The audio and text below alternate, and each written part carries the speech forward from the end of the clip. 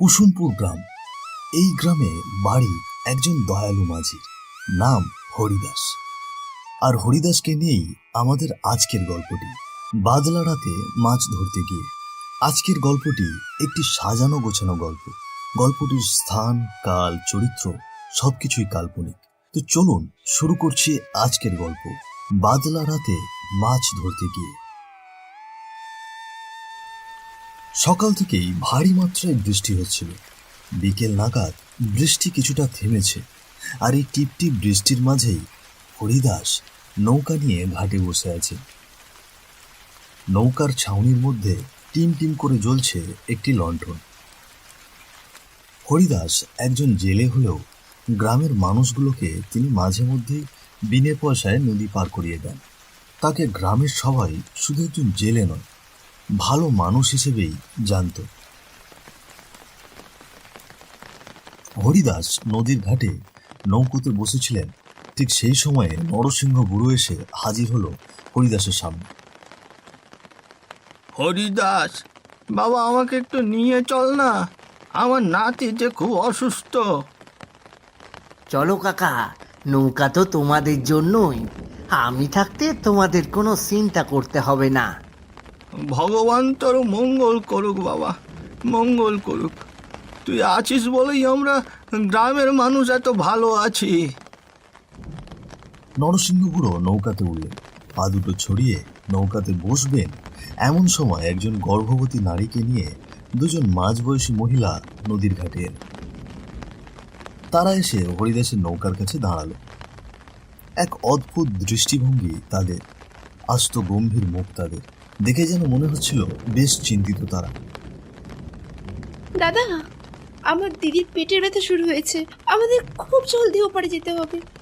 আপনি মনে হয় ওদিকেই যাচ্ছেন, দয়া করে আমাদেরকে নদীটি পার করিয়ে দিন।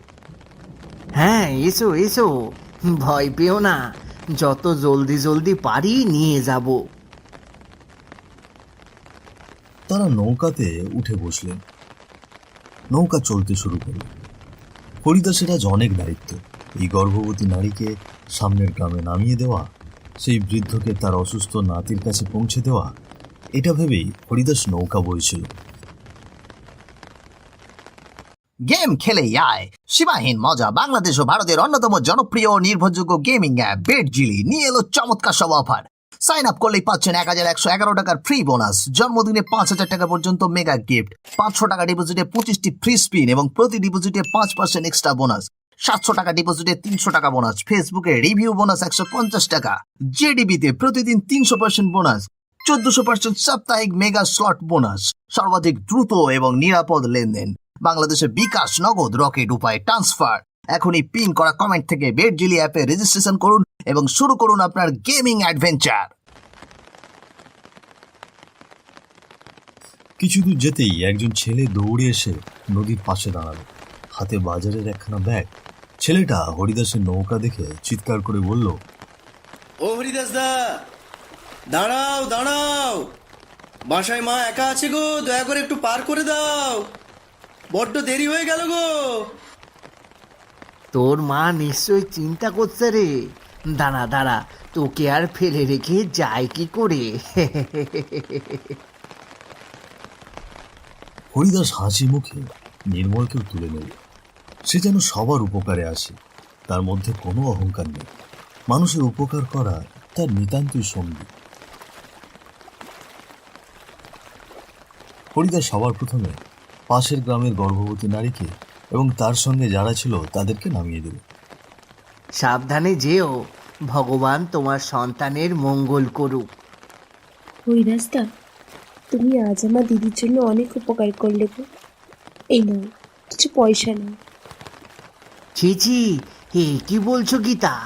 আমি যা করেছি আমাদের গ্রামের সন্তানের জন্যই করেছি।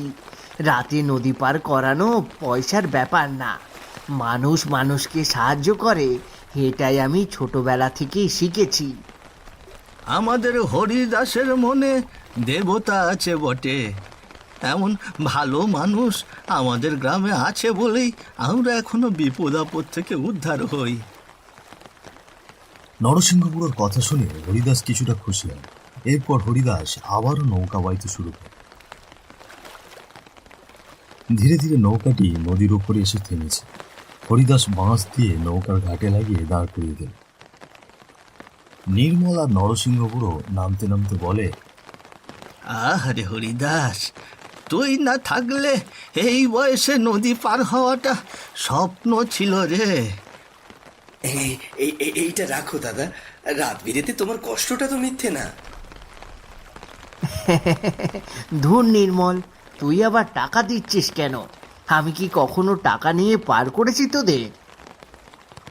হরিদাস, তুই মানুষ না রে, তুই মানুষ রূপী ভগবান। ভাগ্য ভালো এই কুসুমপুর গ্রাম তোকে পেয়েছে। আমি তো শুধু আমার কাজটাই করছি কাকা। মানুষকে মানুষ একটু সাহায্য না করলে কি চলে? চললাম কাকা, ভালো থেকো।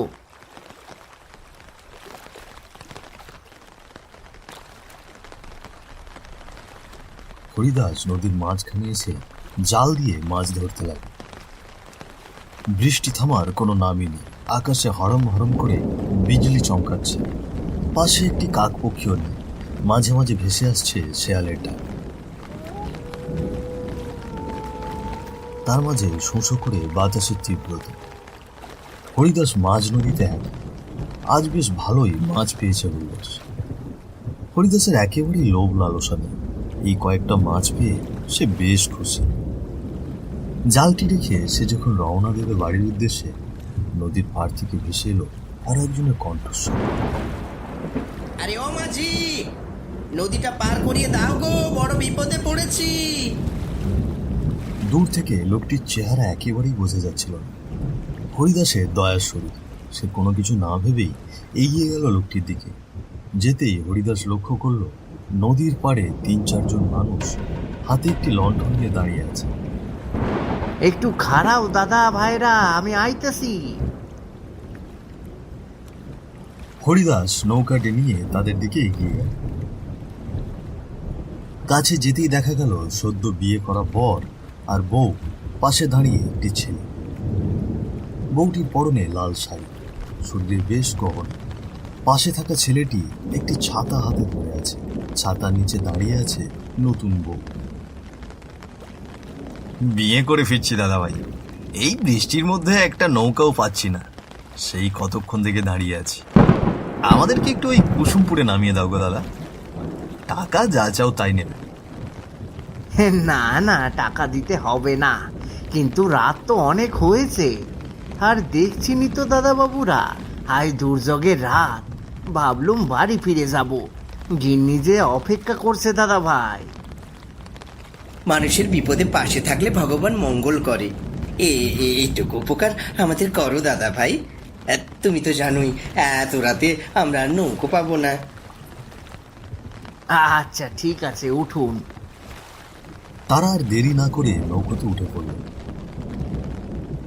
হরিদাস ধীরে ধীরে বাইছে নৌকা। বৃষ্টির টিপটিপ শব্দের মাঝে জলের কলকলানি শব্দ। এ যেন এক ভয়ঙ্কর আবহাওয়া। তুমি কুসুমপুরের লোক? হ্যাঁ দাদা ভাই, তো বিয়ে করে এত রাতে ফিরছেন যে? সে আর বলো না, দেখছই তো সকাল থেকে বৃষ্টি, নদী পথে রাস্তা। ভাবলাম বৃষ্টি থামলে রওনা দেব, কিন্তু বৃষ্টি তো আর থামলই না। তোমার মতো মানুষ এখন খুব কম পাওয়া যায় মাঝি। ভগবান মানুষের সাহায্য করার জন্যই পাঠিয়েছেন, কিন্তু মানুষ মানুষের সাহায্য করে না। তাদের গল্পের মাঝেই নৌকা ধীরে ধীরে নদীর মাঝ বরাবর চলে আসছে। চারপাশে ঘুটঘুটে অন্ধকার, শুধু লণ্ঠনের কাঁপা আলো আর মাঝে মাঝে দূরে বিদ্যুৎ চমকানোর শব্দ। নদীর ভরা জল। নৌকায় বসে থাকা সবাই একটু হাঁপ ছেড়ে বাঁচল। মনে হচ্ছে এবার ওপারে ঠিক পৌঁছানো যাবে। তবে হরিদাসের মনটা হালকা অস্থির লাগছে, কারণ তার মন পড়ে আছে তার বাড়িতে। নিশ্চয়ই মনে হয় তার গিন্নি তার জন্য এখনো না খেয়ে পথ চেয়ে বসে আছে।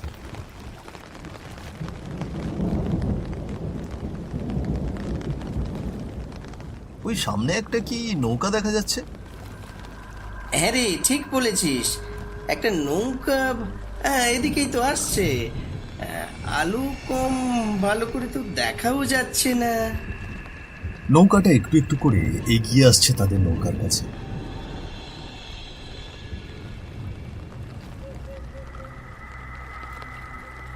একসময় সেই নৌকাটি হরিদাসের নৌকার কাছে এসে পৌঁছল। হরিদাস বইটা চালাতে চালাতে সামনে তাকিয়ে যা দেখল তা দেখার পর তার মুখ